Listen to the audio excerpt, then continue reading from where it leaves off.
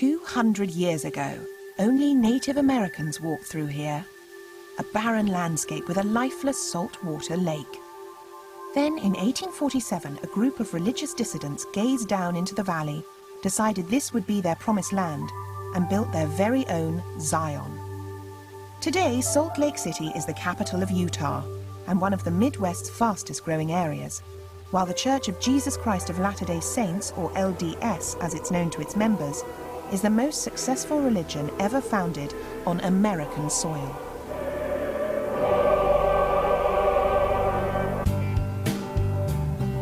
Temple Square is the focal point of the city and easily the capital's top tourist attraction, drawing up to 7 million visitors a year. For Mormons, it's the equivalent of Mecca, with most global members making a pilgrimage here at least once in their lifetime. At its center is the Salt Lake Temple, which took the church over 40 years to build.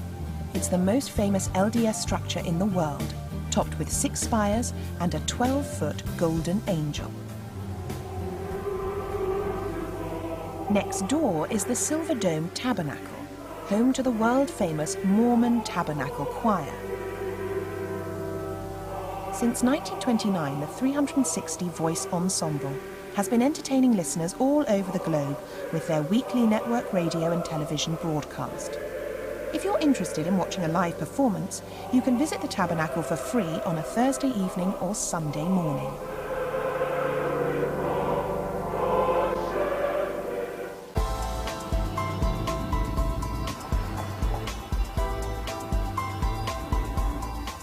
Over the years, the city has developed a reputation for being straight-laced and a bit prudish.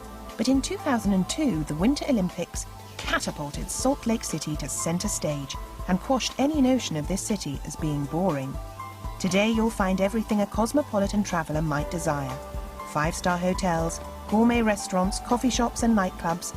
And yes, contrary to popular belief, you can even buy alcohol here.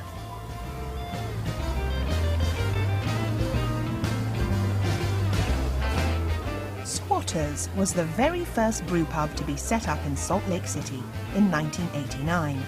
Brew pubs are pubs or restaurants that brew their own beer on site.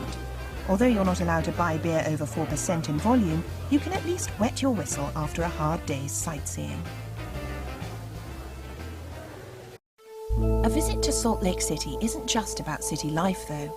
Just 20 minutes away is the Great Salt Lake, a remnant of a much larger prehistoric lake called Lake Bonneville.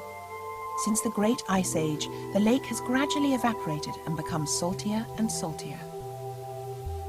The lake is so sterile that only a handful of species such as brine shrimp and brine flies can survive here.